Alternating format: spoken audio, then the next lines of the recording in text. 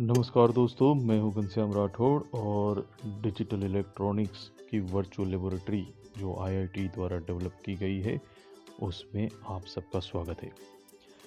इस वीडियो में हम अब नैंड गेट के बारे में देखेंगे। अगले वीडियो में हमने एंड और नॉट गेट के बारे में देख लिया है। तो सबसे पहले हमें क्या करना है, हमें सिमुलेशन पे क्लिक करना है।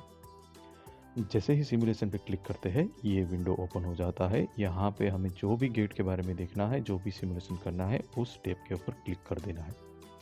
यहाँ पे हम नैंड गेट के बारे में देखने वाले हैं, तो नैंड गेट के ऊपर क्लिक कर दीजिए।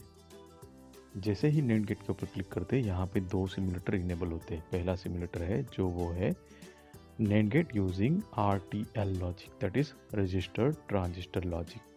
दूसरा जो सिमुलेटर है वो सिमुलेटर है गेट की लॉजिक सर्किट का ट्रू टेबल हम वेरीफाई करने वाले हैं। तो चलिए पहले देखते हैं सिमुलेटर 1। यहाँ पे देखिए ये जो RTL लॉजिक सर्किट है, यहाँ पे ये बायसिंग सप्लाई है। जैसे ही बैटरी पे आप क्लिक करते हो बैटरी कनेक्ट हो जाती है। यहाँ से देखिए ये प्लस टर्मिनल जा रहा है एक स्विच के ऊपर। ये स्विच जब तक ऑन नहीं होगी हमारी सर्किट यहाँ से आगे कुछ भी काम होने वाला नहीं है। तो ये हमारी सर्किट की मेन स्विच है। अब जैसे ही स्विच को ऑन कर लेता हूँ करंट आगे बढ़ने लगा। अब यहाँ पे देखिए करंट की डायरेक्शन ये है और आगे जाते ही यहाँ पे हमें इस तरह से देखने को मिलता है कि यहाँ पे दो स्विच है। ये दो स्विच है गेट के टू इनपुट्स। नैंड गेट के हमें पता है कि नैंड गेट में इनपुट कैसे होगा। अगर 0-0 कॉम्बिनेशन है तो एंडिंग ऑपरेशन में पता है कि 0 आता है, और एंडिंग का अगर एंड के आगे एक नॉट गेट लगा दे तो वो नैंड ऑपरेशन हो जाता है। तो यहाँ पे दोनों 0 है, उनका एंडिंग ऑपरेशन हो जाएगा 0, और एक और नॉट गेट लगाएंगे तो वो हो जाएगा 1। तो हमें मिलेगा जब 0-0 कॉम्बिनेशन होगा तब हमें मिलेगा 1। तो यही यहाँ पे 1 यानी ये LED ऑन है। देखिए करंट किस तरह से पास हो रहा है, यहाँ से करंट आगे बढ़ रहा है। दोनों स्विच ऑफ है यानी यहाँ से करंट आगे नहीं बढ़ पाएगा और उसकी वजह से कोई भी ट्रांजिस्टर ऑन नहीं होगा, और करंट यहाँ से आगे बढ़ रहा है। और इस सर्किट को ऐसे डिज़ाइन किया गया है कि यहाँ से फिर करंट LED को डायरेक्ट सप्लाई मिल रहा है। तो जब भी ये दोनों स्विच ऑफ है तब करंट यहाँ से पास होके इस तरह से सर्किट में ऐसे आगे बढ़ेगा और LED ऑन हो जाएगी। ये हो गया 0-0 कॉम्बिनेशन।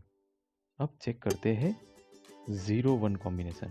अगर ये इनपुट 1 है और ये इनपुट 2 है तो ये 0 इनपुट और ये 1 इनपुट, यानी ये स्विच को मैं ऑन कर रहा हूँ। जैसे ही ये स्विच ऑन होती है देखिए क्या हो रहा है, यहाँ से करंट आगे बढ़ रहा है और करंट यहाँ से भी आगे बढ़ रहा है। तो ये करंट आगे बढ़ते बढ़ते बढ़ते यहाँ से आगे गया। इस ट्रांजिस्टर को यहाँ पे बेस करंट मिला, मगर यहाँ से ये ट्रांजिस्टर ऑफ है, उसकी वजह से आगे करंट यहाँ पे जो कलेक्टर करंट दूसरे ट्रांजिस्टर को मिलना चाहिए वो नहीं मिल रहा है। उसकी वजह से ये ट्रांजिस्टर ऑन नहीं होगा।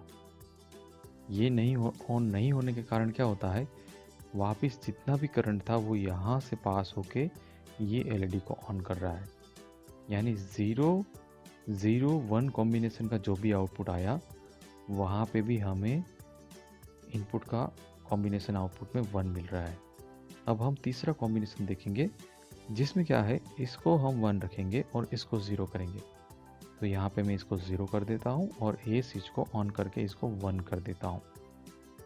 अब देखिए करंट ऐसे आगे बढ़ रहा है, यहाँ से करंट आगे बढ़ा, ये स्विच में यहाँ से बेस करंट तो मिल गया, कलेक्टर करंट यहाँ से मिल गया, मगर प्रॉब्लम क्या हुआ, ये जो एमीटर करंट है जिसको आगे बढ़ के ये सर्किट कंप्लीट करना है वो फ्लो इस ट्रांजिस्टर की वजह से अटक गया है। ये ट्रांजिस्टर ऑफ है। ये ऑफ क्यों है, क्योंकि इसको बेस करंट नहीं मिल रहा है और उसकी वजह से ये ट्रांजिस्टर भी ऑफ हो गया, क्योंकि यहाँ से कलेक्टर करंट आगे बढ़ नहीं पा रहा है। तो अल्टीमेटली क्या हुआ, वापस करंट को यहाँ से जाके यहाँ से जाने का डायरेक्शन मिल गया और उस कॉम्बिनेशन में भी ये LED ऑन रहा। तो जब हमारा कॉम्बिनेशन 1-0 रहता है तब नैंड का आउटपुट 1 आता है, जो यहाँ पे वेरीफाई हो रहा है। अब हमारा लास्ट कॉम्बिनेशन बाकी है जहाँ पे हम दोनों इनपुट 1-1 रखेंगे। ये तो ऑलरेडी 1 है, इसको भी हम 1 कर देते हैं। देखिए जैसे मैंने दोनों को 1 किया, दोनों ट्रांजिस्टर को यहाँ पे बेस करंट मिल गया। बायसिंग करंट तो यहाँ पे मिल रहा था, पहले ट्रांजिस्टर को बेस करंट मिला, दूसरे ट्रांजिस्टर को भी बेस करंट मिला।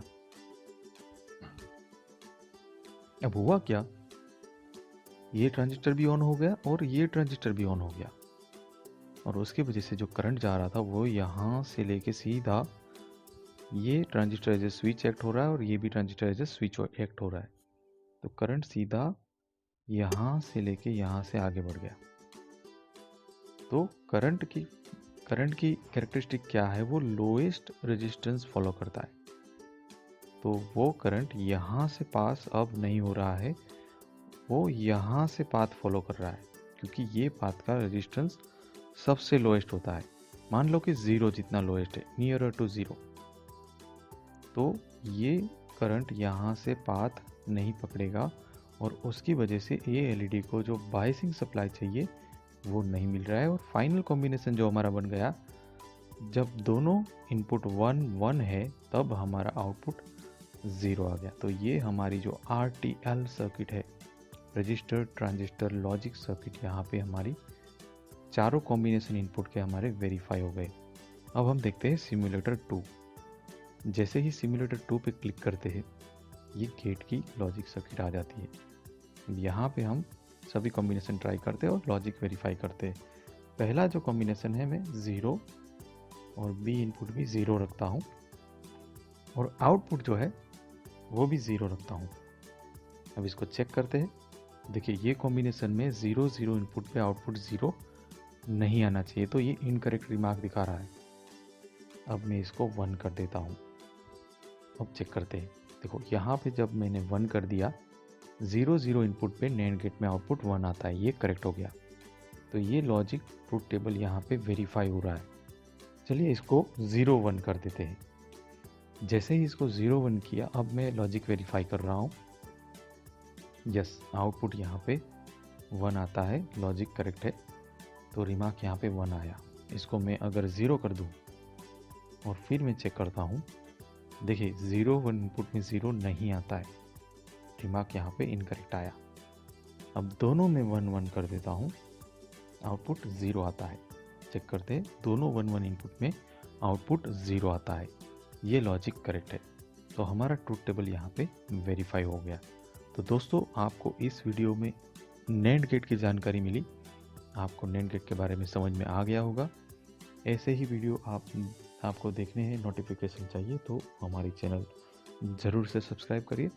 ये वीडियो देखने के लिए आप सबका शुक्रिया, धन्यवाद, थैंक यू।